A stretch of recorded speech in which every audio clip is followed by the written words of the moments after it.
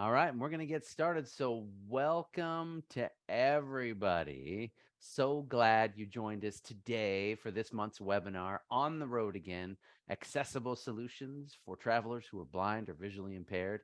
Today's webinar will last between 60 and 75 minutes, and there's several points during the training where we're going to give you guys a chance to ask questions, but just some housekeeping so that all of this can be as smooth as possible. We have an unprecedented number of attendees this month, so everybody's going to be muted until the question and answer sections. If you have a question or comment, please raise your virtual hand at any time. To raise your hand, if you're using Zoom on a PC, press Alt-Y when you're in the Zoom window. To lower your hand when finished, just press Alt-Y again. If you've dialed in by phone, *9 will raise your hand and *9 will lower your hand. So this will actually put you at the top of the list of participants and make it easy for our moderator to see you and call on you during the question and answer section. And one other thing, if you're called on, I will give you permission to talk. You also need to unmute yourself before speaking. Our moderator today is our fabulous Di Black, who will be reading the chat and calling on people. She's also running all the videos and all kinds of stuff behind the scenes. So our webinar today is brought to you by the Lighthouse for the Blind Incorporated.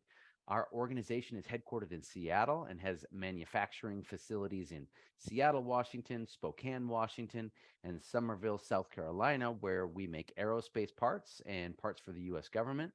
We also own and operate Ability One base supply centers up and down the West Coast that are located on military bases. And we provide contract closeout services for the military in multiple other locations. So our mission is to empower people who are blind, deafblind, and blind with other disabilities by creating diverse, sustainable, and meaningful employment opportunities. And we're currently hiring.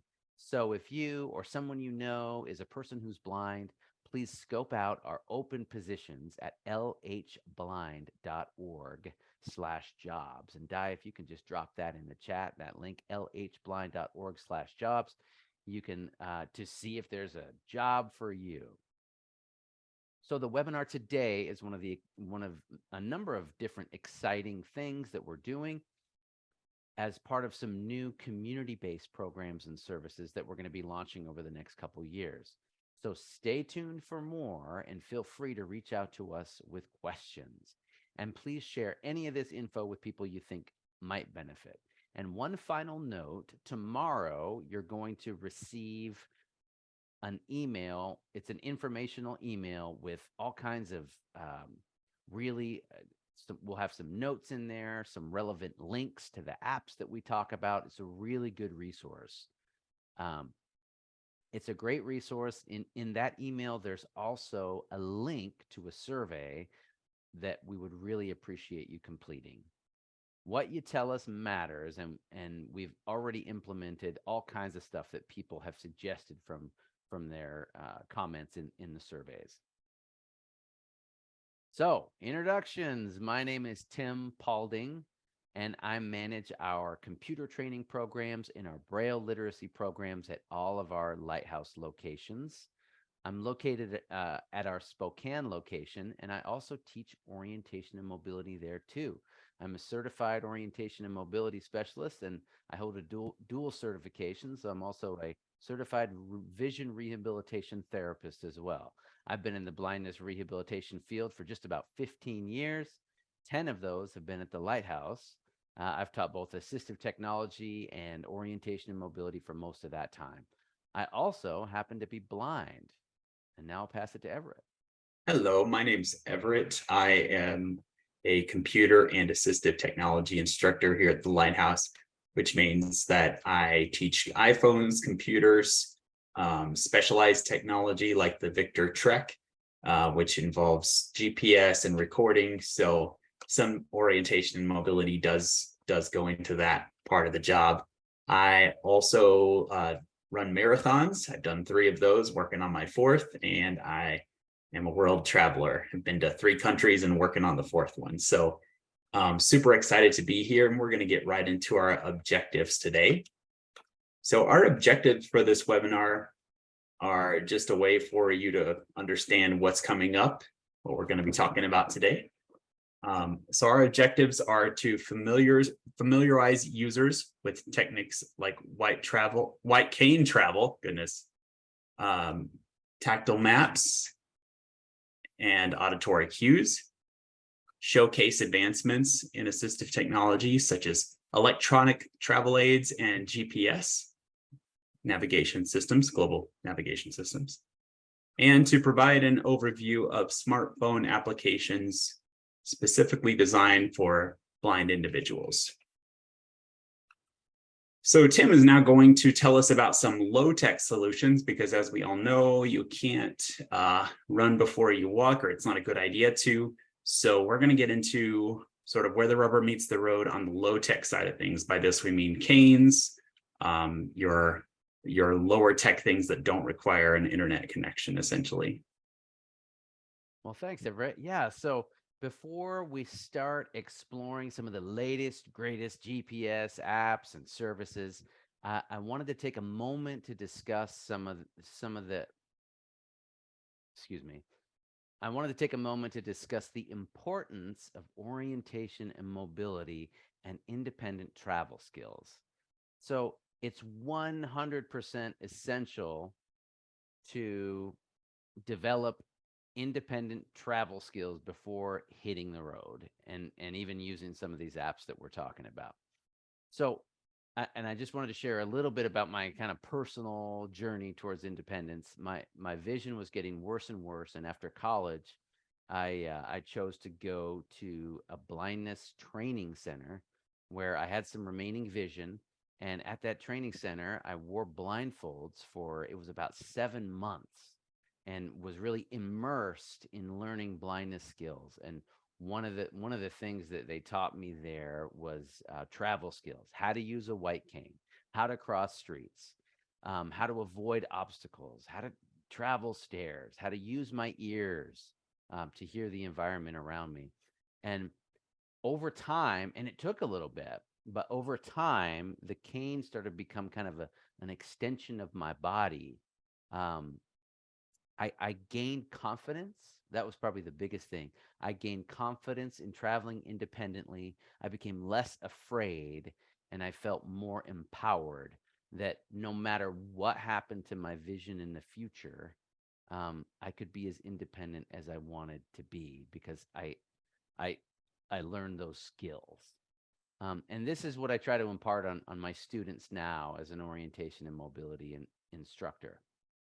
Um, if you have an opportunity, and maybe you don't, but maybe you do, if you have an opportunity to get some orientation and mobility training, do it. And I would say, a residential training center or an intensive training situation where you can really learn those essential cane skills more than once or twice a week, like every day. At my training program, it was actually at the Louisiana Center for the Blind. We had cane travel. I think it was like 2 hours a day, 3 or 4 days a week. I think it was 4 days a week. And gosh, one of my final projects was that you're wearing blindfolds, and they put you in a van and drive you around town. And this was after you learned like everything about the town, where all the streets were, how to cross many of these streets, had hours and hours and hours of instruction.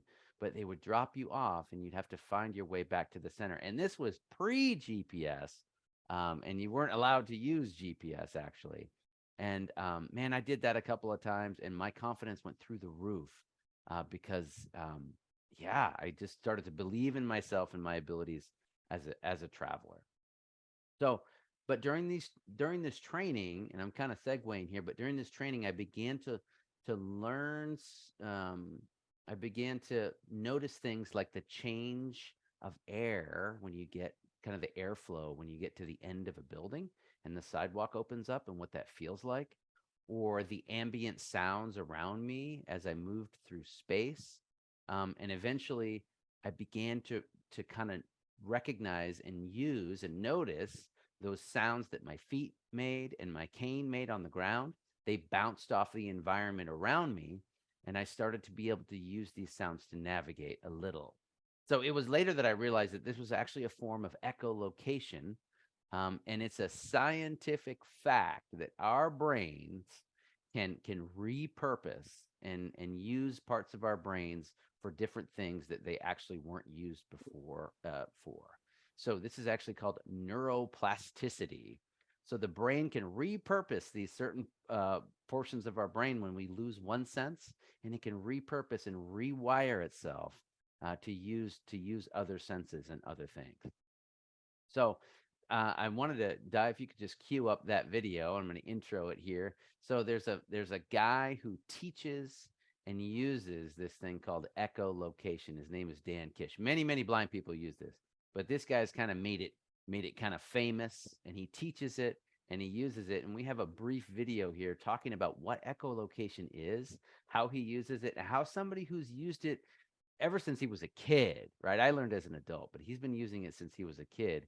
He can make out details on things just by bouncing the sound off of it. His abilities are really developed. So, Di, if you could run that video.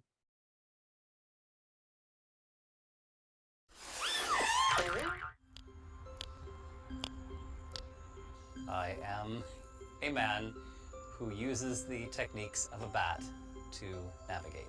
And I have no recollection of ever having seen. So we have a structure here that has a roof, a pavilion. I got my first bicycle when I was 6. Go hiking alone in places I don't know. I've traveled to nearly 40 countries. I learned at a very early age that when I click my tongue, I get feedback from the environment all around me. It does not have the degree of definition that is available to vision, but it does have contour, it does have dimension, size, positions of things, layouts of things, and it also has information about texture and density. This tree is a total oddball in terms of its shape. So it starts out quite low, and then as you approach it, it quickly comes up, but it doesn't ever get very tall. Anyone can improve their ability to echolocate. My brain isn't special. This isn't something unique to my brain. It isn't something unique to a select few. It is something that anyone can train their brain to do better. If I make a sh sound and I do not move the panel, there is no change in sound. But if I move the panel, the sound will change.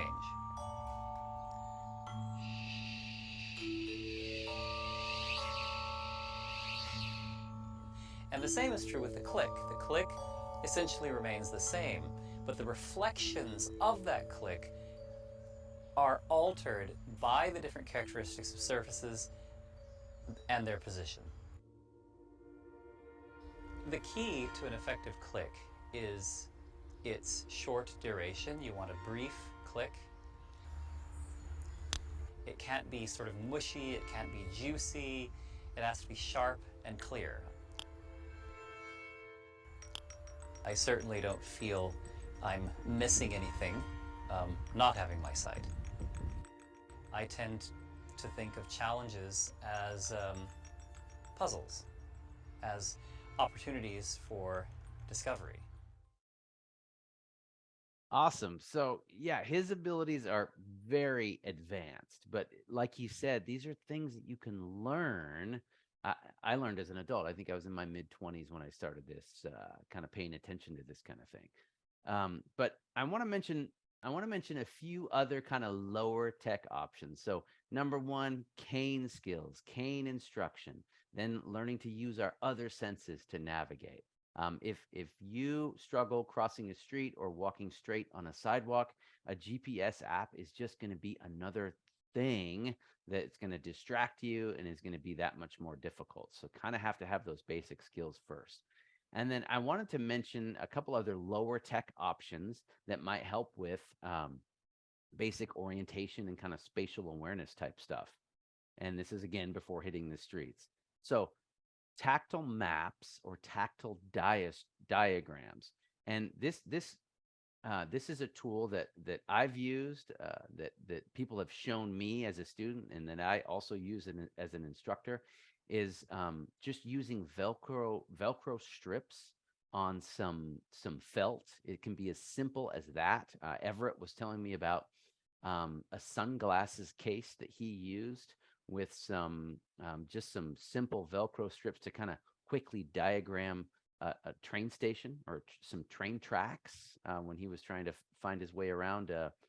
Gosh, where were you, Everett? St. Louis, yeah, the light St. rail. Louis. Yeah, the light rail system. So kind of a simple, you can buy a tactile diagramming kit from APH called the Wheatley Tactile Diagramming Kit.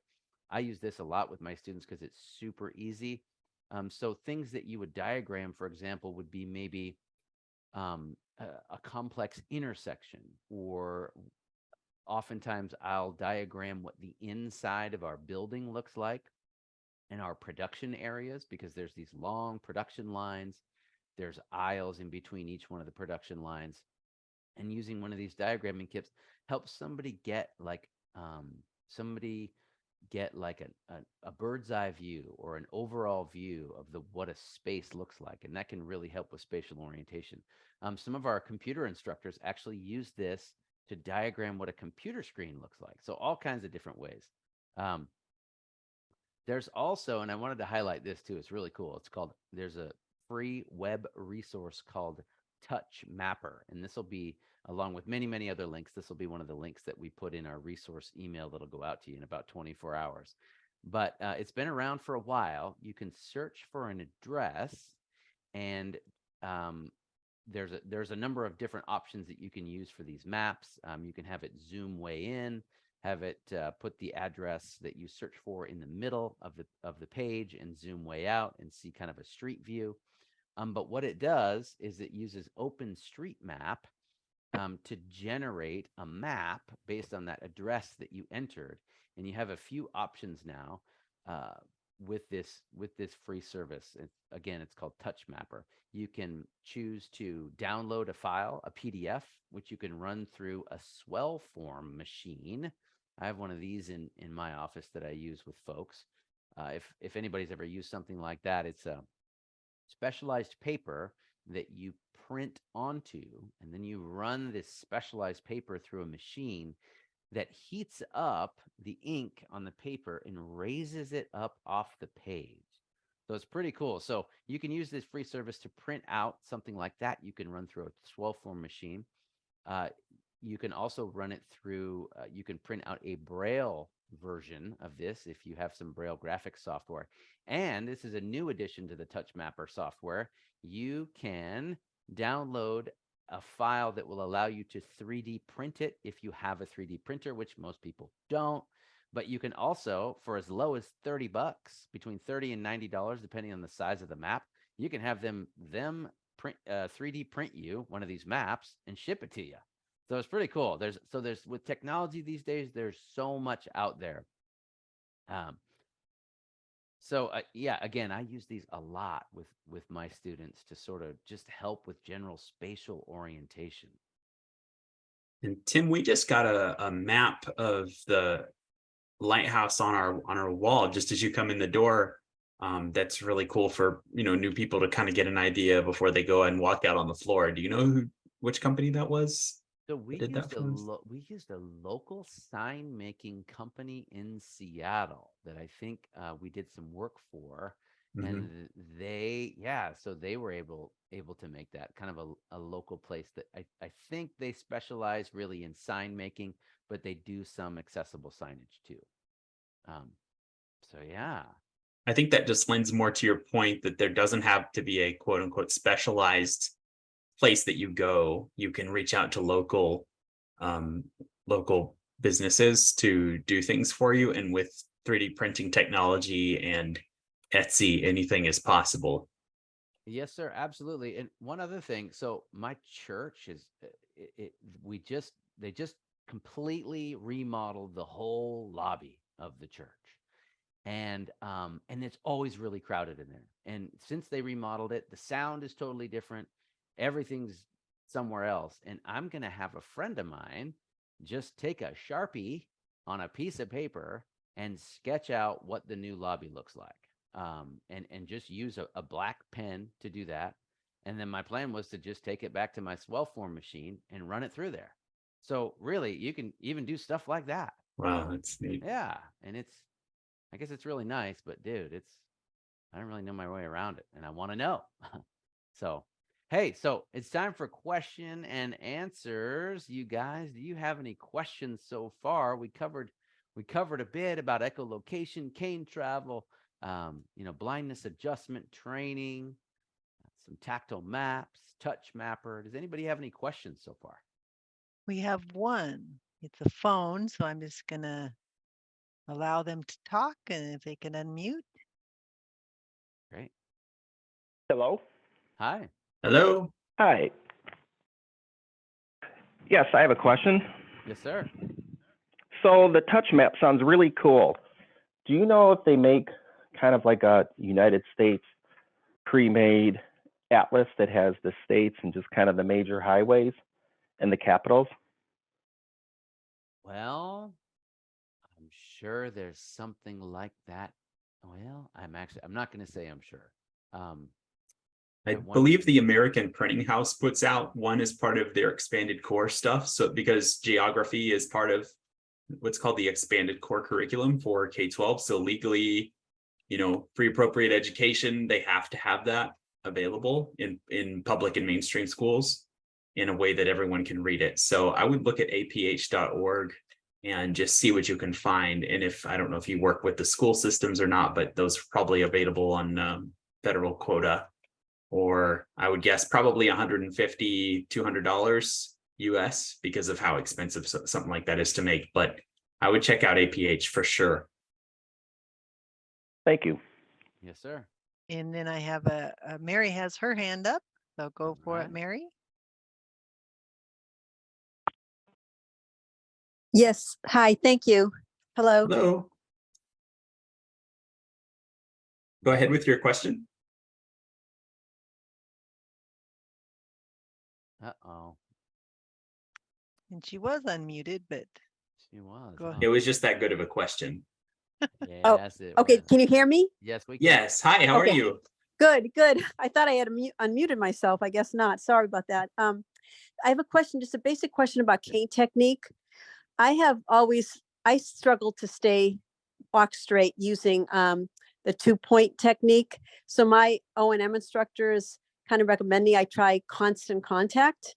Mhm. And I seem to maybe be doing a little bit better with that. I was just wondering what your thoughts were, Tim, about the difference between the two techniques.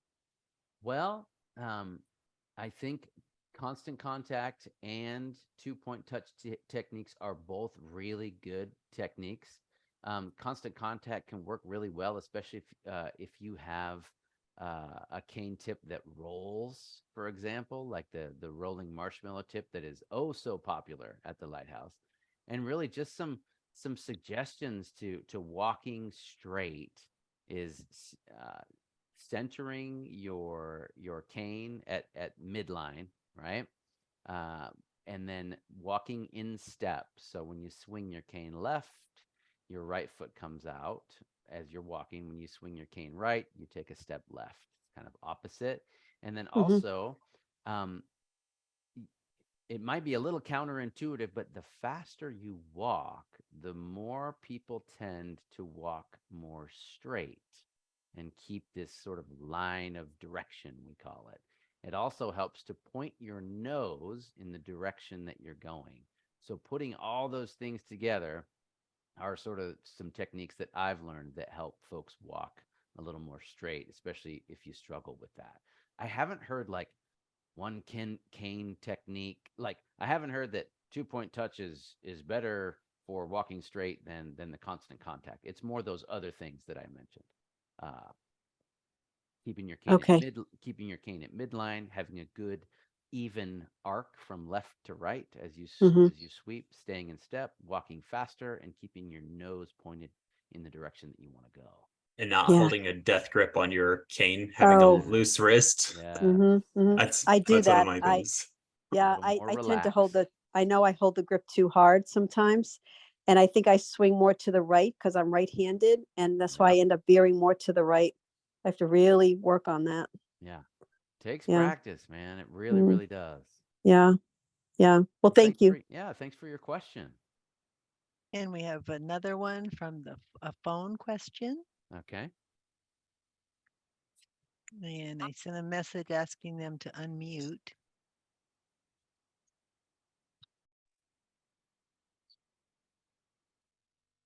All right. And don't forget, if you guys have questions, Alt Y to raise your hand, *9 if you're on a phone.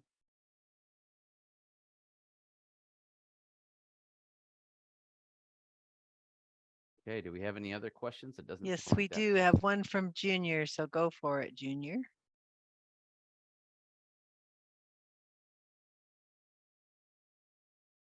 Don't forget. Hey guys. Hey, there you are. Hi. Hello. Hey. I was just wondering, are there any situations you would recommend a sighted guide as opposed to using your cane? Well, that's a tall question. The all you can eat buffet so no one can get in front of you. That's what I'm Is talking that- about. Yeah.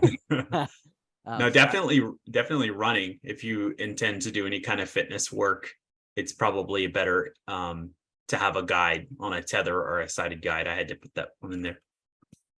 And I'll tell you what, like I'm a pretty expert cane user, Mhm. but sometimes sighted guide it can be more convenient, less clumsy, less cumbersome. So in certain situations, like when my wife and I go to a concert, right?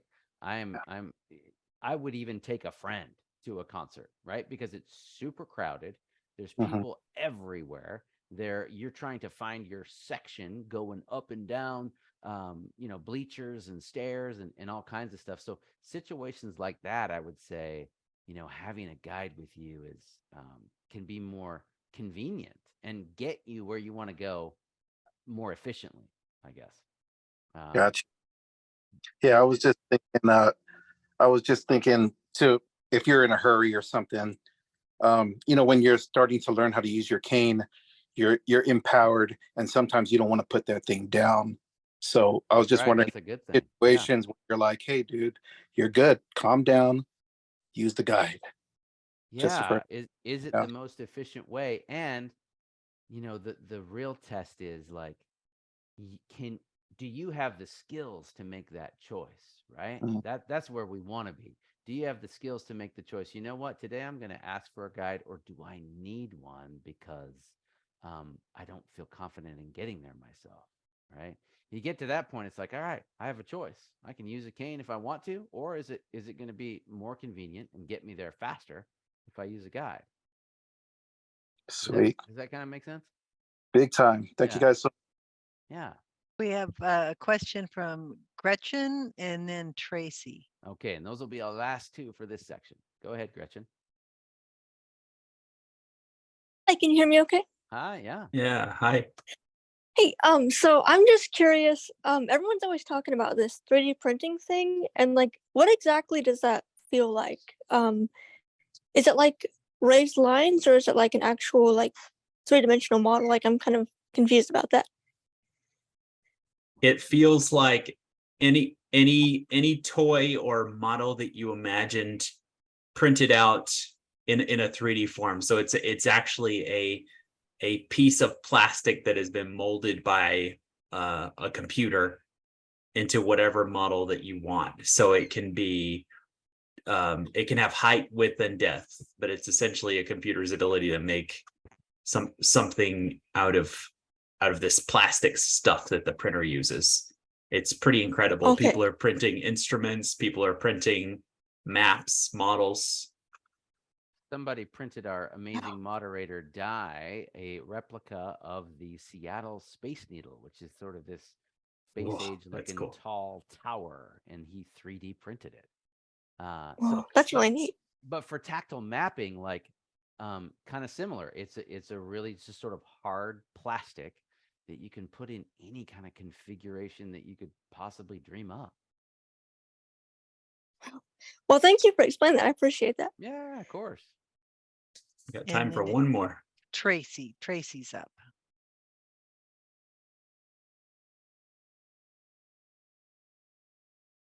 Hi, I hope my mic is working good. It is.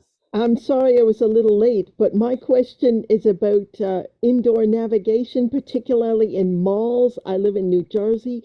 We have a lot of nice malls, but they're all very big and very loud and very hard to find anything. And I've tried Ira and it was only moderately helpful. So if you guys have any clues, I'd love to hear it. A cheaper use, and we're about to just get into this, like Tim's trying to say, Yeah. would be My Eyes, which you can use with some bone conduction headphones or AirPods, maybe to take the noise of the mall out. Tim, do you have any other suggestions? Use Be My Eyes, you guys. It's great stuff. Ira's good too. Ira's both. good. Get a little expensive, $1 a minute. Mhm. But yeah, Be My Eyes is great. There are a whole bunch of emerging kind of technologies for indoor wayfinding, and Everett's going to be covering one of those towards the end of our session. But yeah, it's kind of a tough one these days. But there's things that are coming out, so we're going to be talking about a few of those, and that's an excellent question. Great, thanks. Yeah. So just a bit of housekeeping on our technology before we get into more technology. *8 will raise your hand on a touchtone phone, and your number will jump to the top of the list. And I thought it was *9. Is it *9? So *9 to raise your hand, and then *6. Sorry, bad braille. *6 will unmute you. So I know we had some issues with muting and unmuting. So *9 to raise, *6 to mute. Excellent. Thanks, Everett. Alt-A will unmute you if you're on a desktop computer, and Alt-Y will raise your hand if you're on a desktop computer. So today we're going to talk about higher tech solutions. As Tim said at the very beginning here, we want to make sure that we have our low tech arcane together prior to going in and adding something else to the mix, because we only have so much bandwidth and mental bandwidth, and you don't want to throw too much into the mix there. So especially if you're a new Cane user, please use caution whenever you're using what we're about to talk about. So we're first going to talk about a brand new application. This came out for the iPhone.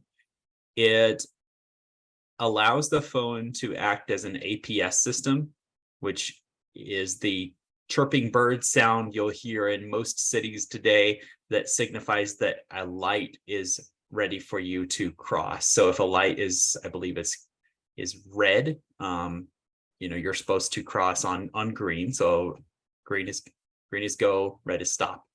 So if the light is in a position where you can cross, the phone will vibrate or chirp and let you know both the crossing and how long you have, I believe. Does it do the countdown like the streets do? Tim? It doesn't, but it tells you when it's in a countdown mode. It kind of gives you a different indication when you're in a when it's counting.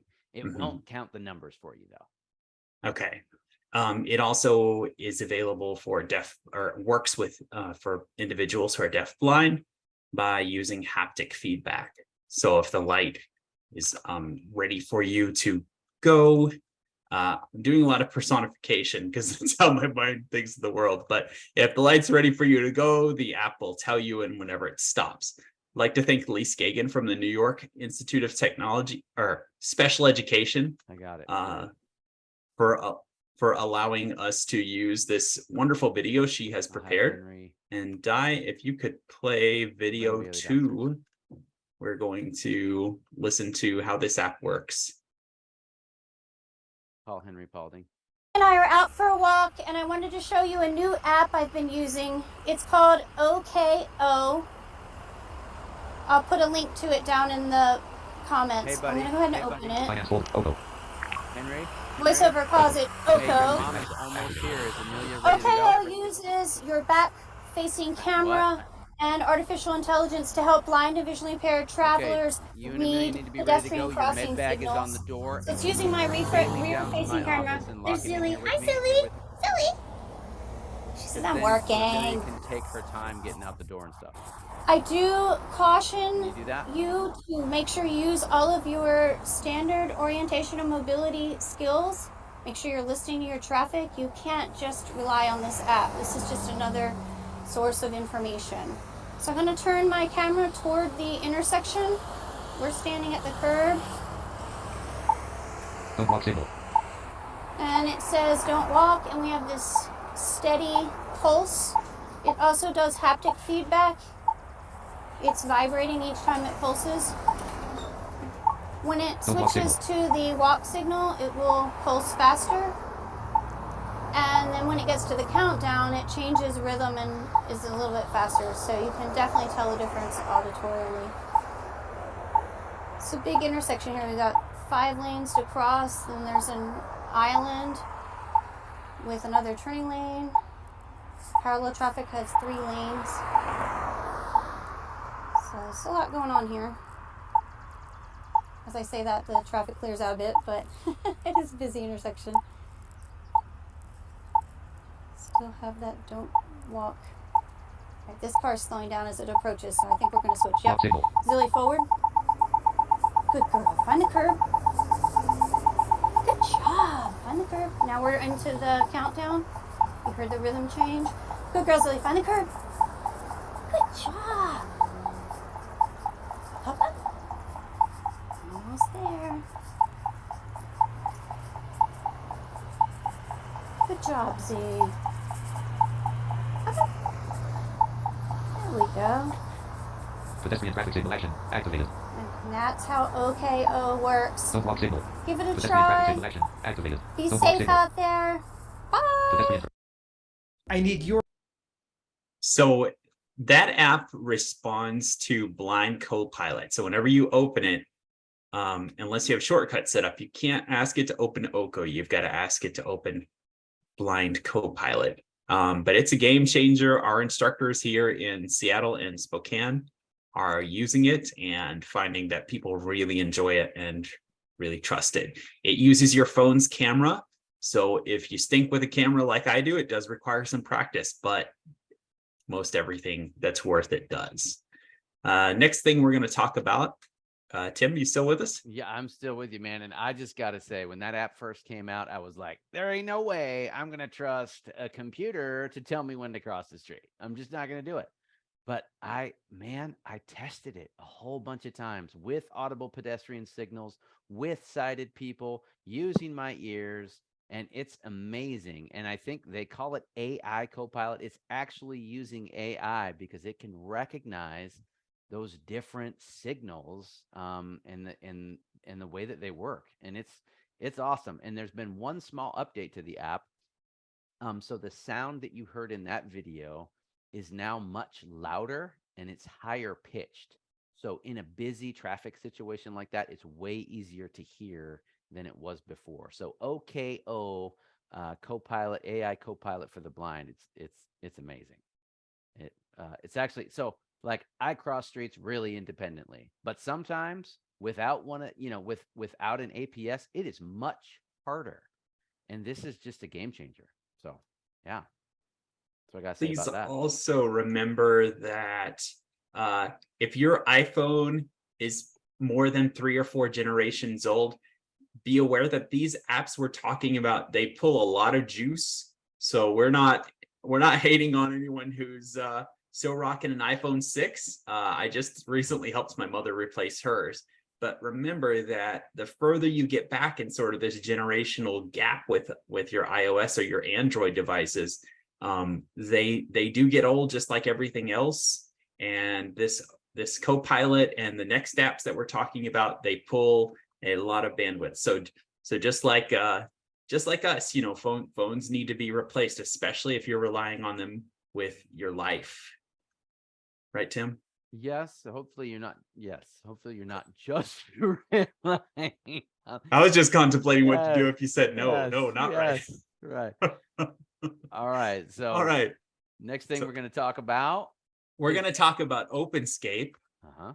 which is so a lot of you are familiar with Soundscape, which is available to us until August 29th. It is going away slowly, and it is a beaconing GPS app, very famous for allowing us to put beacons on things and follow those beacons to the predetermined destination, and it gives you points of interest in a stereo field as well. So if you're wearing bone conductions and McDonald's is on your right, you'll actually get that in 3D, in full 3D space. Am I leaving anything else off of how Soundscape is awesome?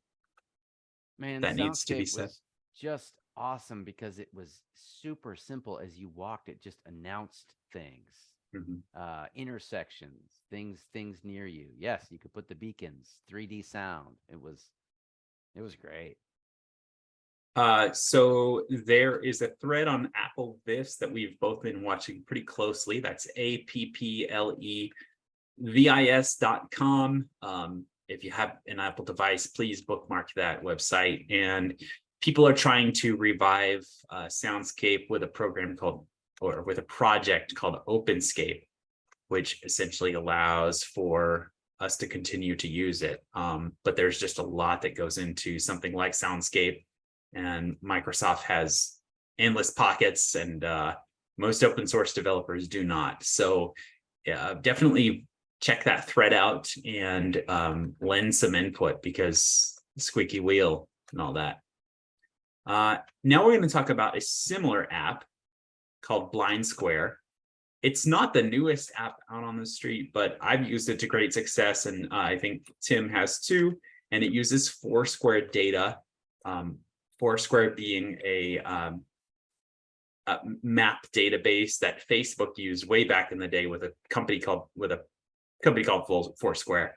And essentially, this does similar things to Soundscape. There's no beaconing system, but there is an audio guided stereo field that can tell you where things are. And you can also, I believe you can emboss your own maps out of Blind Square. So you can do low tech to high tech. Would that be it? Yes, that would. No, it'd be high tech to low tech. Anyway, you can. So we're going to go ahead and check out a video of Blind Square. I believe that's $50 right now. I thought it was $39.99. $39.99. Yep. Okay, rolling. A brief demonstration video of Blind Square today. I'm out on the street, and Blind Square does a whole bunch of different stuff. It's a great tool to search for points of interest and find different street names and get information about what's around you. One thing that it doesn't do is give turn-by-turn directions, but it does so much more. So today we're going to do a couple of things. We're going to use a feature called the Look Around feature, which tells us kind of what's around us, and then we're also going to begin navigation towards a point of interest. So right now I have the speech muted, or else it would be talking and telling me all kinds of information about what's around me. So we're actually going to unmute that speech, and we're going to turn on the Look Around feature, and then I'm going to move the phone in various directions, and we can kind of listen to what the GPS app says. So I'm going to unmute the speech, and I'm just using normal iOS gesture commands to move around. I'm swiping to the right. Foursquare, other, filter announce, speech on, button, search places with speech on. And I'm going to turn on the speech. Speech on. Okay, now it's probably going to start talking. So auto dealership. Search. F-Place. Button. Tools. Button. Alert. Select action. And we're going to go to the Tools menu, and I'm going to select the Look Around feature. Look around. Button. So when I turn this on, as I point the phone in different directions, it tells me what's around me. So let's try it. To around. To the south. To the southeast. My place. To the south. To the southeast. My place is New. To the south. Common North Woodruff Road and East Cinto Avenue, 340 feet. Common North Woodruff Road and East Boone Avenue, Telling me 940 intersections feet. near me Shop to and the south. service, auto garage. There's The an auto Spokane garage shop. down there. Convenience store. Antique shop. And I'm going to Bank. turn to the west. Food. Asian restaurant. To the west. Common North Sunderland Road and East Maxwell Avenue. More 350 intersections. feet. Yep. East Maxwell Avenue and North Far Road. 520 feet. East Maxwell Avenue and North Far Road. 680 feet. Lots of Common North intersections. Blowing Road and East Maxwell Avenue. 960 feet. Common North Locust Road and East Cinto Avenue. 0.26 miles. East Mission Avenue and North Willow Road. 0.34 miles. Search button. And I'm going to stop looking Add around. place. Tools button. Tools. Alert. Select action. Stop looking around. Button. Search button. All right, so now that told us all kinds of info about different intersections, and notice it started with The the look around closest. feature has been turned off. It started with the closest one to me and went further out. Now let's look in one of the point of interest categories for something near us, and I'm going to go to the food category. I'm just swiping. Tools. Force. Other. Filter. Mute speech. Search places with a radius of 0. Heading. Length. Speaking rate. 70%. Slow down that speech rate a little My bit. places. Search. Local info. Search. Shared places. Search. My places. Search places. My place. Local info. Search. Shared. Arts and entertainment. College and university. Food. Search. Double tap on food. Selected. Food. Back. Food. Heading. Action. Button. Sorted by distance. Heading. Jimmy John's. Spokane. Sandwich place. Phone. Menu. 0.46 miles west. So according to Blind Square, the closest food place, and it's probably true, is about a half a mile away. It's Jimmy John's. And I'm going to double tap on this. Back. Button. All kinds of info here about Jimmy John's. Some places have a menu. Some places in the database have Jimmy a John's. phone number you can call. Category is food. Favorite. Switch button. Start tracking. Button. We can start tracking this, which we're going to Back. do in Button. just a moment. Jimmy John's. 0. Edit. Dim. Category is food. Favorite. Start tracking. Button. But it's got a bunch of Plan other route. stuff Button. we can do Public here. transport. 1330 and Argonne Road Stab. Gave us the address. Share this place. Button. We can plan a route using a third-party app like Google Maps or Apple Maps or even Good Maps Outdoors. 1330. So the point of interest screen on Blind Square is really handy. But let's start tracking. Plan a route. Start tracking. Button. Jimmy. Food. Search. Jimmy John's. 1330 and Argonne Road Stair. D. Spokane is selected as a destination. 0.47 miles at 3 o'clock. Okay, so it's at 3 Address o'clock. is 1423 North Woodruff Road, Spokane Valley, heading south. And it just gave me some information about where I am. Another really cool feature about Blind Square is that you can actually shake the phone to give you information about where you Jimmy are. John's. 0.46 miles at 10 o'clock. I just shook Jimmy it. John's. 0.46 miles at 3 o'clock. 3 Your o'clock. location. And I'm Nearest address is 1417 North Woodruff Road, Spokane Valley, 90 feet at 3 o'clock, heading It should southeast. tell me about an upcoming. Tim front door. 175 feet at 7 o'clock. I had that marked as a place. That's cool. And I'm going to shake the phone again to get some more info. Jimmy John's. 0.46 miles at 2 o'clock. 2 Your o'clock. location. Nearest crossing is North Woodruff Road and East Cinto Avenue. Coming Distance up on- 135 feet at 12 o'clock. Coming up on Cinto here. 63 feet. North Woodruff Road and East Cinto Avenue. Nearest address is 1403 North Woodruff Road, Spokane Valley, 85 feet at 2 o'clock. Heading south. Auto Garage. And the I'm Spokane turning shop. on Cinto. Jimmy John's. 0.45 miles at 1 o'clock. 1 o'clock. Your So location. Nearest address is 9800 Group. Rows 1 to 12 of 12. Search. Add play. Tools. I'm gonna mute Button. speech here. Foursquare. Other. Filter announcements. Mute speech. Button. Speech on. So notice that when I turned the corner, I think I told you guys I was turning on Cinto, the app updated where Jimmy John's was in relation to me. So that just kind of gives you a brief overview of a couple of things you can do with this app, but there's so much more.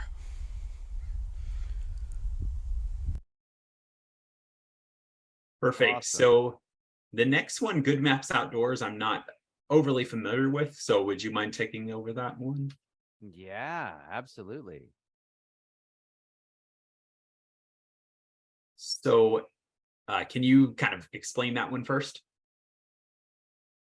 Yes, Yes, I can. I had a couple more notes on Blind Blind Square? Square. Yeah, so Oh, we can so there's a bunch of other stuff that Blind Square can do just really quickly. You can add custom places.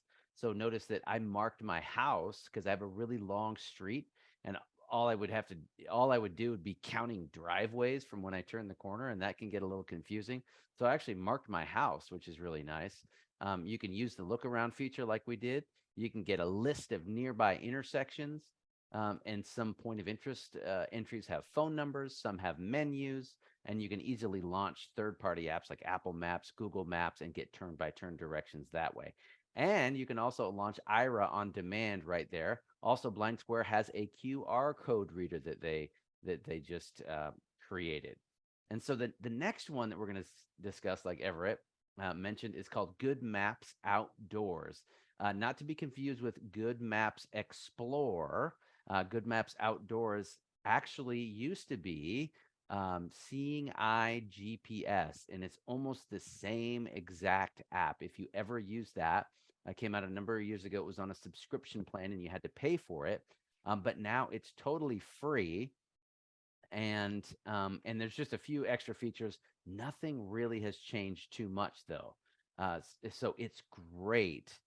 It's feature rich, and like Blind Square, this app is specifically designed for people who are blind or visually impaired. And the one big thing it does that Blind Square doesn't do is provide turn-by-turn directions, either pedestrian, bicycle, if you ever wanted to hop on a bike, and even if you're in a car, in a vehicle, you can be the GPS person in a vehicle, and it's totally accessible. So and again, just like Blind Square, the POI database, point of interest database, is browsable by category. It's searchable. It's easy to use. But with this app, you can create a route and get turn-by-turn directions to that address or point of interest. You can also get information about where you are on a single screen. So with Blind Square, you kind of had to shake the phone. With this one, it's all on actually one tab. Will give you all kinds of location information. Look around wand feature is similar to Blind Square look around, and as you point your phone in different directions, that's kind of the look around wand. You can also create your own route. So here's something for Junior. If you wanted to go sighted guide with someone to create a route with this app, and it was a super complicated route, for example, then you could create a route using waypoints and then travel that route later by yourself. One other thing that this one does is it displays visual maps on the screen for people with low vision, or for a sighted person that maybe is assisting you with the app or wants to teach an app. Like it's a lot of mobility instructors are sighted.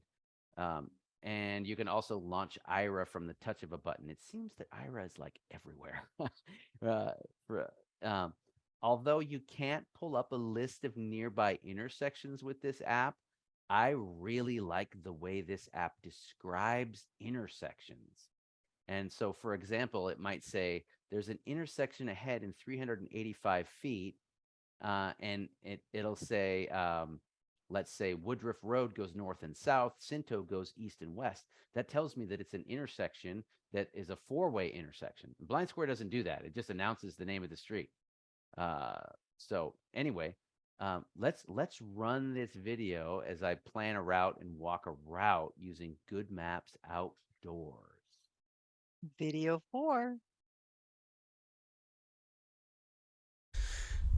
All right, everybody, brief demonstration video here of a GPS app that gives turn-by-turn directions specifically designed for people who are blind, called Good Maps Outdoors. We're going to just go over a couple of things, location information, and then we're going to find a point of interest and get turn-by-turn directions to that point of interest. So along the bottom of the screen are a few tabs, pretty typical for iOS apps, and we're going to go to the location tab, and I'm just using standard iOS gesture commands. Selected. Location. Tab. Okay, double tap on Selected. location. Location. Tab. And now we can review the screen with iOS gestures for it to give us info about where we Location. are. Heading. So I went to Heading. the top of the screen, and now I'm just swiping to the right. Launch IRA button. Gives us a launch IRA option. Look around 1 off. But near 1315 N Woodruff Road, Okay. Spokane Valley, WA That's the address 99206, that we're USA. near. Direction west. And I'm starting to move. Always helps with GPS apps if you are actually moving. We are headed west. Intersection ahead, 616 feet. East Boone Avenue left and right. East Boone Avenue left and right. More info button. Routes tab. More info. Intersection ahead, 624 feet. East Boone Avenue left and right. Okay, so we're moving. Direction west. Facing west. And let's actually stop and plan a route. And we're going to go to the Routes tab. Routes tab. And there's That all button. kinds of different ways to create a route. So let's check that Create out. route 2. Just Heading. swiping Heading. to the right. Look around 1 off. But home button. Points of interest button. Street address button. Okay, enter a street address. Search for a point of interest. Contact address button. An address from your Waypoint button. contacts. You can create waypoints. Just tons of stuff History you can do with button. this app. Selected routes. All right, so I'm going to go up Street to address. point of interest. Points of interest button. Let's look. Search here. Search field is editing. Search We here. can search for Insertion point one. at start. I'm actually going to go to their categories and see what we can find. User PO. Free IRA access points. Food. Lodging. And let's do food. In progress. Jimmy John's, 1330 and Argonne Road Staff. Jimmy John's again. Deli and Pizza Express. Substop. And Casa de Oro, 1000. Let's do this Mexican restaurant Casa de that's Oro, close to here. 1611 and Mullen Road. I'm just Spokane gonna Valley, double tap. 0.5 miles west. Button. Casa de Oro. Back button. Notice it said 0.5 miles west. It gave some information. Let's swipe. Create route 2. Heading. Look around 1. Off. Casa de Oro. Yeah, creating route to Casa de Oro. 1611 and Mullen Road. There's the address. Spokane Valley. WA. 99,200. United States. 509921. Even gives a phone number. Distance. 0.5 miles. About half a mile View away. menu. Button. Oh, we can look at the menu too. That's cool. Pedestrian. Button. So we Vehicle, have the button. option here of creating a pedestrian route, or if you are in a car and you're the one using the GPS, you can do a vehicle route too. Getting warmer. Button. And getting warmer is kind of similar to what Blind Square does, is it gives you updated information as you're moving towards the point of interest, kind of on a clock face and a distance type thing. Bicycle. Button. Uber. Button. Call. Button. And Uber will probably launch just the third-party Uber app. Routes tab. But Call. let's bicycle. do Getting warm. pedestrian. Pedestrian. Button. Double tap. Pedestrian. Turn right on Sunderland Court in 137 feet. All right, and we got the route pulled up. 0.6 miles to destination. Estimated time 11 minutes. Facing direction is west. Proceed straight. Start going west on East Into Avenue toward Sunderland Court. In 137 feet. Turn right on Sunderland Court. Okay, gave me a whole bunch of information. In 100 and some feet, I need to turn right on Sunderland Court. As I'm moving, it will self-voice and announce what I need to do, but I can also drag my finger around the screen or swipe around to see. Turn right on Sunderland Court. Yep, coming up on Sunderland Court. Heading west. Heading west. And this is Sunderland Court here. Look around 1. Off. Turn right on Sunderland. Heading northwest. Yep, turn right. Route details. Button. Cancel. Button. Turn right on Sunderland Court in 14 feet. Okay, yeah, 14 feet. I did actually turn west, and GPS is kind of catching up a little Heading bit. north. Now I'm heading north. What's my next step here? Look around 1. Turn right on Sunderland Court in 75 feet. Here we are. Route details. Button. Turn right on Sunderland Court in 106 feet. So Sunderland Court kind of winds around here. I'm going to stop here. On Sunderland Court in 221 feet. Sunderland Court turns slightly left and becomes E. Maxwell Avenue. Aha, good info. Okay, that's exactly what it does. I know this neighborhood. But let's stop. Route details. Button. And I'm going to pull up this list, and it actually gives us turn Approaching by left turn on Sunderland Court in 186 feet. Yep, approaching the left turn. 1. Start going west on East Into Avenue toward Sunderland Court. But here's a list of the step-by-step directions on how to get there. 2. After 148 feet, turn right on Sunderland Court. I did that already. 3. After 351 feet, Sunderland Court turns slightly left and becomes E. Maxwell Avenue. And that's kind of the point where we're at now. 4. After 177 feet, turn right on Enfield Road. Yep, wants me to turn right on Far. 5. After 331 feet, turn left on E. Mission Avenue. Left on Mission, so cool. But let's keep Back walking. button. And Back button. Route to Casa de Oro, 1611 and Mullen Road on right. Yep, so we're walking here. Recalculate route. Button. Cancel. Button. Route details. Button. Sunderland Court turns slightly left and becomes E. Maxwell Avenue in 138 feet. And that's where we're at now. Turn slightly left and becomes East Maxwell. I'm just swiping a little bit to get updated. Sunderland Court turns slightly left and becomes E. Maxwell Avenue. Sunderland Court turns slightly left and becomes E. Maxwell Avenue in 61 feet. Oh, 61 feet, so we're coming up on it. I'm moving pretty quick, so the GPS should be... Heading northwest. There we go. Comes the car, staying off the road. Look road 1, off. Turn right on N4 Road in 137 feet. And now what do we got? Look road 1, off. Turn right on N4 Road, approaching a right turn on N4 Road in 106 feet. Okay, cool. So I made that turn. That's a dog. I'm turning around. And so that just kind of gives you some information and an idea of what it looks like to plan a route using this app. Thanks, everybody. And there you have it. Yeah, I think one final thing I'd like to mention with these GPS apps, any GPS app that you use as a pedestrian is going to be a little bit laggy. Even Google Maps, Apple Maps, any of those, if you plug in pedestrian, if you want a pedestrian route, and both Google Maps and Apple Maps do that, GPS really recognizes when you're moving.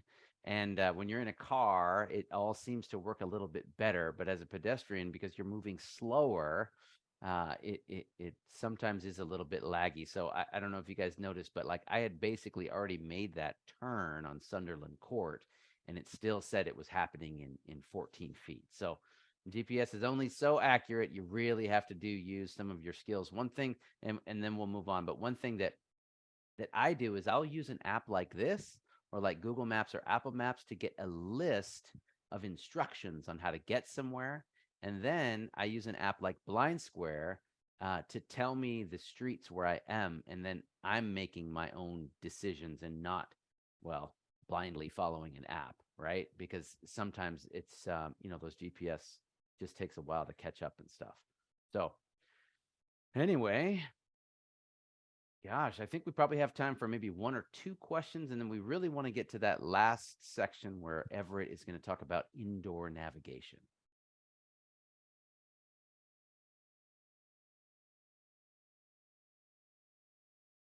So Alt-Y will raise your hand.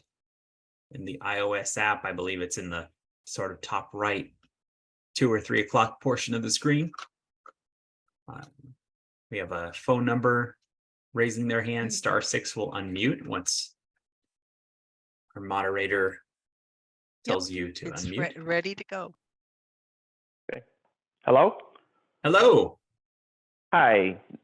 Just a quick question. That was 2 great videos on 2 great apps, but for somebody who's just beginning, which one of the 2 apps would you recommend? Good Maps Outdoors or Blind Square?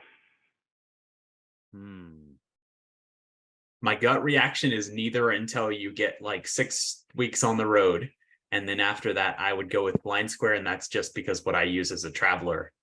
I'll kick it over to Tim over here to say more on that. Yeah, so somebody who's just beginning. So getting those cane skills down, really, really important. Blind Square is just super simple. It's time tested. Yeah.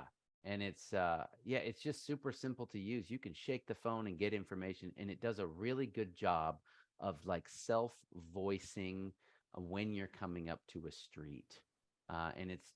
There's a lot more to the Good Maps Outdoors, so that might be your next step. But I'd say Blind Square first. Great, thank you so much. Yeah. And then Tracy is up. Hi, Tracy. Hi, I just wanted to say that I've used a couple GPS apps, and this Good Maps Outdoors sounds good, but in my experience, more than once it's blindly told me to cross a busy street where there was no traffic light, which would be fine if I was in a car, but as a pedestrian, I would be a dead duck. So it really pays to like look at the directions and see what it's actually telling you to do before you go and do it. That's it. Really, really good point. So that list of directions that I pulled up to get to that Mexican restaurant, that is not the route that I would have gone. It told me to turn right on Far Road to this busy street. And there's another smaller street that goes parallel to this big street that I would have walked on instead. So absolutely using those skills, looking at the route ahead of time. Really good point there, Tracy. Thank you. And I think that's all the questions we can take right now till the end, but we're going to move on to Everett's section on indoor navigation using Seeing AI. I'd also say that if we had a penny for every time a sighted person or a sighted Uber driver said some profanity at a GPS that was for the mainstream, giving it the wrong directions, Right. we're all kind of in the same boat, you Yes. know, so not at all discounting what you're saying, but this is still kind of baby technology, you know, it's 10, 15 years old, which is very, very young. So like Tracy's saying, just don't blithely be a dead duck. Quack. It's the whole point of the web. So we're going to look at indoor navigation now. This is even younger than outdoor navigation, even newer, and it's really making some strides. And we like to live on the edge here at the Lighthouse. So we're going to look at a beta version of something called Worldview in Seeing AI. That's going to be video 6. We're going to skip over Ira for now, so that the Q&A'ers can have their Q&A time. Ready to roll. We're ready to roll.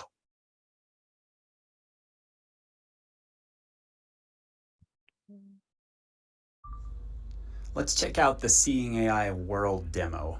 This demo allows you to do indoor route navigation, very good for large office buildings, for recognizing where things are and creating some landmarks along your route. And we're actually going to plot a route today in 2 different videos. The first video is going to be setting up the route, and then the second one we'll actually go out and do a simple route around the office here at the Lighthouse. So first, we turn on Seeing AI. App switcher. Seeing AI. Active. Seeing And we have our channel switcher. Screen recognition. Speaking. 60. Quick help. Button. Menu. Button. Recognizing English. Channel. Short text. Adjust. We want to swipe up with one finger to set this to world. Currency. Got quite a ways to go. World. Preview. And now we want to swipe to our right. Channel. Adjustable. And then back to our left. Indoor navigation. Button. Indoor navigation is what we want, so we double tap on indoor navigation. Close. Button. And we're going to swipe to the right. Routes. Heading. Quick help. Button. Add. Button. And we're going to double tap on add because we're going to add a new route here. Cancel. Button.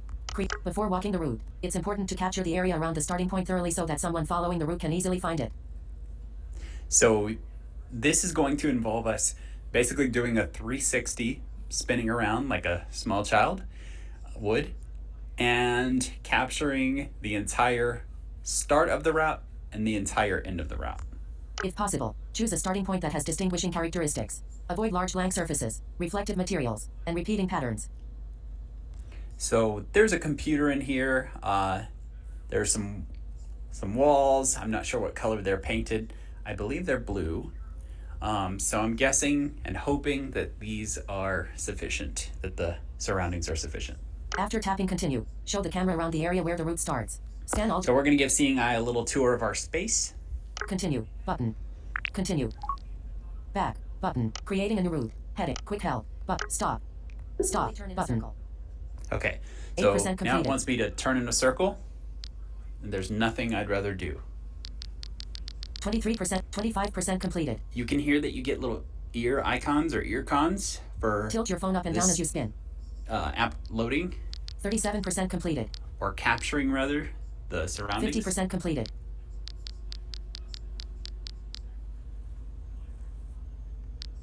Stop. Button. Quick help. 84% completed. Stop. Button. Okay, we're still. Continue showing the camera your surrounding. 75% completed. 87% completed. I'm glad this door is not glass 100% completed. Enter a descriptive name for the starting point of your route. because I probably looked very silly just now. So this, we're gonna name this just office. Name. Text field. Cap O. D. F. I, C, E, E. Perfect. Add any additional notes to explain where this route begins, such as by the door or near the vending machines. And this is just any distinguishing characteristics. Notes, optional, text field. Double tap And to I'm insertion going point at to end. put drop box or drop mailbox. There's not a mailbox over here, but that's a distinguishing characteristic that I can think of. The little inboxes on people's doors. So we're going to write inbox. Cap I, space, B, N, space, B. Bravo, I, O, X, X, text field, continue, button. Back, now walk to the destination and tap end route. I will see you on the next video where we will walk to the destination, get some steps in, and I'll see you at the glass doors that lead out of the lighthouse. Okay, so we just saw the Seeing AI World demo capture a room, and we named a start point. I had to go back and, man makes plan and then God laughs. So there were actually 2 more videos after this. So I had to go back on this route and actually name the distinguishing characteristic something else. So if you hear that, I know everyone's paying so rapt attention. If you hear that, that's why. So now we're going to take a little walk on the second video 6, I believe. And I do want to take this question because I know people are expecting us to go to 5:15. We're going to go just a little bit over. Well, they lowered their hand. So let's go ahead and roll that next video. Video 6. Creation interrupted. Would you like to continue creating the cancel? Absolutely. We're going to continue creating the route. Resume, button. Looking for way back, button. Now creating a new route. Head, quick help. End route, button. All right, so I'm just going to walk to glass doors. Like recent? Okay. Hey.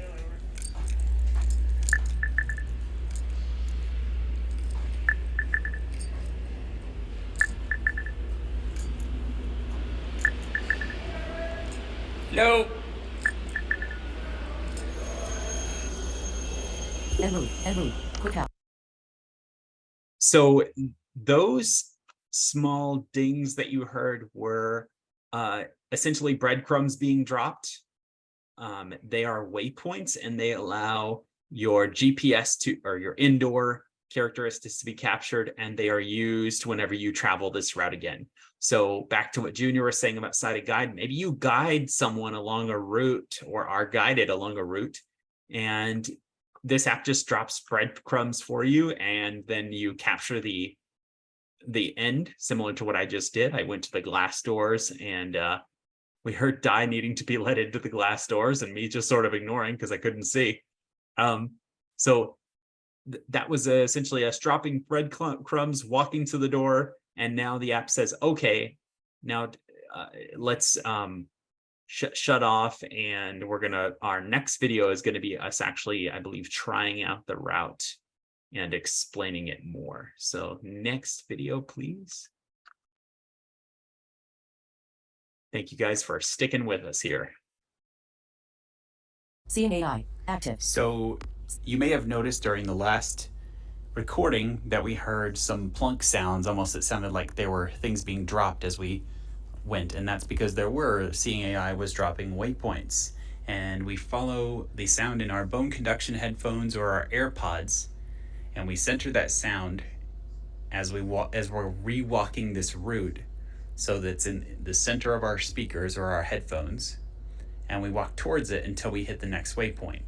There will be a little chime that tells us about the next waypoint, where it is, and the sound will move depending on where we are. Seeing AI, photos, active. Seeing AI, seeing AI.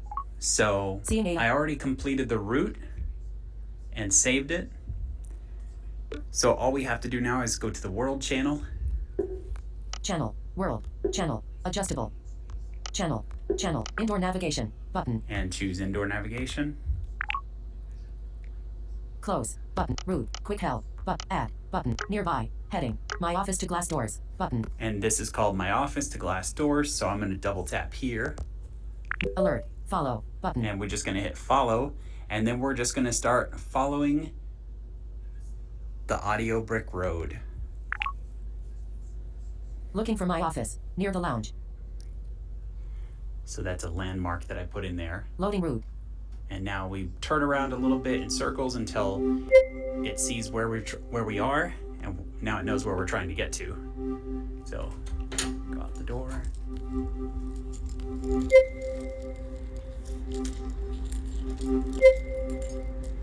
Going right.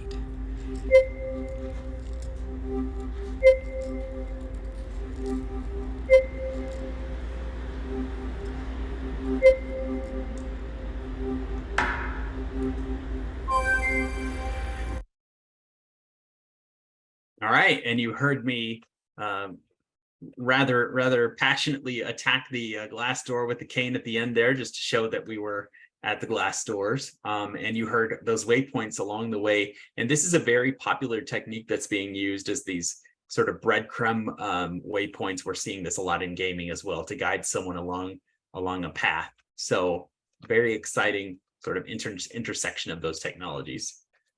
We had some material in Ira. We over prepared, but I'd like to go ahead and get into our what's remaining for a Q&A, because I see there's lots of questions. So yeah, let's Elizabeth has a question, I believe. Go ahead, Elizabeth. Hello, can you hear me? We can hear you. How are you? Awesome. I am doing well. I am wondering if there are any apps or techniques that you might be able to recommend in terms of locating bus stops. I think it was last fall or last summer, I went to kind of a location that was new to me, and I took one bus stop to get there, and I wanted to take a different bus stop back home, but I wasn't able to find it all that successfully. So I ended up going back to the bus stop that I got off at and just kind of took a bit of a different route home.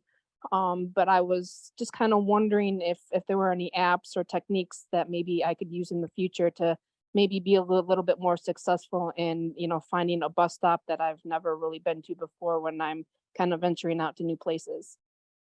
Off the top of my head, I would recommend Google Maps and Blind Square as sort of your combination, because Google Maps has they even have trash, like they had the dumpster from my apartment on the other day. So it's Google updated, and it's very, very precise as far as turn by turn. And then if Blind Square is coupled with that, you can get your audio beacons going, and you can share out your route from Blind Square to Google Maps. So, and then in Google Maps, you've also got like the schedule there right in front of you. Tim, any insight into this? Yeah, so if your transit system is large enough, a lot of transit systems share their information with Google, and Google kind of implements that into their kind of transit planning. But yeah, so in Blind Square, there are some updated bus information that you can find, but it's not always updated depending on the city that you're in. So like Everett said, I would use a combination of looking it up in Google and where those bus stops are located. Seeing if you can find any transit information in your city in Blind Square. And then also, something that I do with my students, Spokane is a bit smaller. It's not like a huge metropolitan area. So you could call if your transit has customer service and ask them where the bus stop is located, and they should be able to pull up some of that information for you too. And then you could also use a service like Ira or like Be My Eyes, and I've done that too. Like, okay, the transit says the bus stop is on this block on this side of the street, but I'm using my cane and I'm finding every pole on the block, and which pole is it, right? And the poles in Spokane aren't exactly really distinguishable. So you could use an app like Ira or Be My Eyes. Be My Eyes, to have somebody look through your camera. I've even FaceTimed my teenage son to look through my camera if none of those other apps are available, or like a family member. Do you see a sign that has a bus on it down this block? So just, that kind of helps, but there's no real point of interest database for transit stops just yet, except in Google. Okay, well that gives me some places to start. So thank you for the suggestions. Thank you. Next up is Lindive. So go ahead and unmute.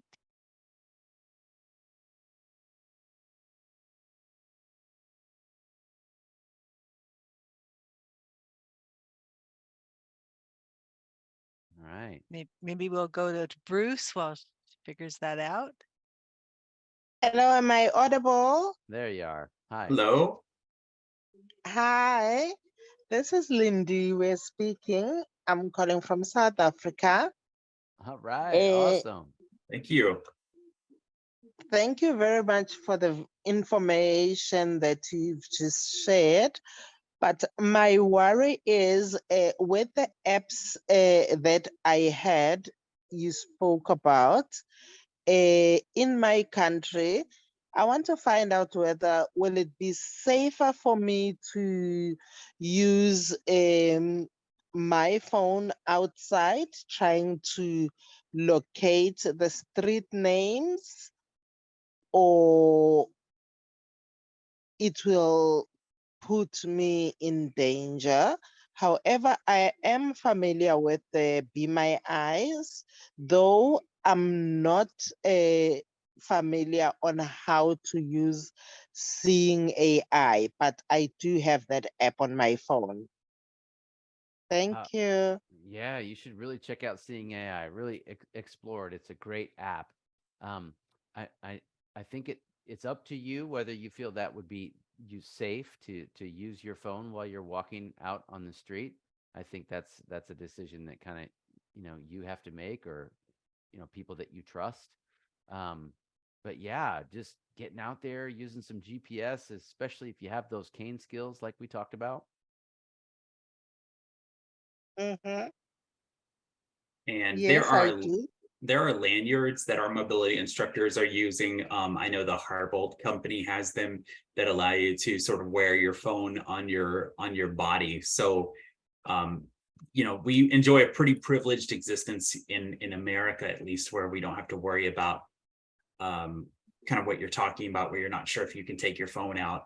So we certainly empathize with you.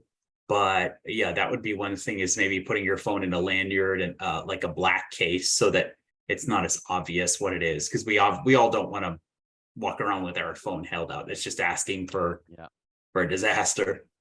Next question. Yes, that's Bruce. Go ahead and unmute.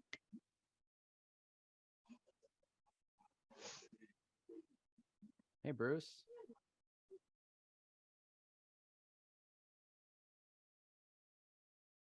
Hello. Hi, Bruce. Hello. Hi, sorry.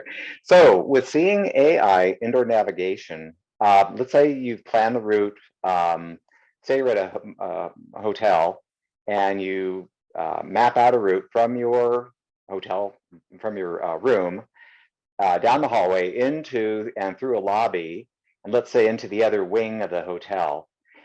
And then later on, you execute the route. But what's happened is that all of a sudden the lobby is filled with people. Does that alter the functionality of the breadcrumbs that are picked up by the app? In other words, is there a failure that happens with the indoor navigation? So Everett, does that make sense? Yeah, Everett, it's using the combination of the camera and LiDAR too, right? Yeah. So the camera, which is just distinguishing characteristics, and then LiDAR, which is like it's light radar, so it's bouncing and finding objects in sort of their outlines. I believe it's like a light sonar. So if you had like a plant or a picture that it could hook onto, maybe asking someone in the lobby as far as like, what's a distinguishing characteristic here? Do you guys have a sign, a logo? The more distinguishing characteristics, the better your luck will be. That being said, at CSUN, I used it once, and then I used Good Maps, which Mike May was presenting at the time indoors, and it's just still all very young technology. So I don't know what mileage could vary. Sorry, we don't have a better answer for you. That's Okay. a really good question, though. Well, Yeah, I did use an app when I was at the Ski for Light event in Colorado in January. I used an app, and I'm really sorry, I can't remember whether it was Clue or something else it used. Inclusive? I think what's that? Occlusive, maybe? In any case, that's what prompted the question, because it was using a form of LiDAR, and when I went, I did exactly what I just described. I mapped it out. Right. When the lobby was empty, and then there was an event going on in the lobby when I tried to pass through the next time, and it just failed on me. So good. Well, but the good news is that there were people there who could help guide me. So Well, now it makes me want to anyway. go and test this a little bit more. Yeah. That's a Yeah. great question. Okay. Well, thank you. I Thank appreciate you. that. Okay. Thank Bye. you. Thanks for joining. Next is Doug Bright. You're up.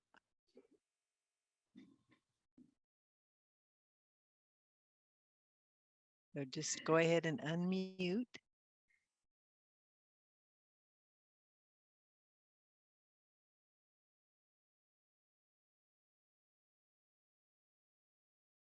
All right. Other questions?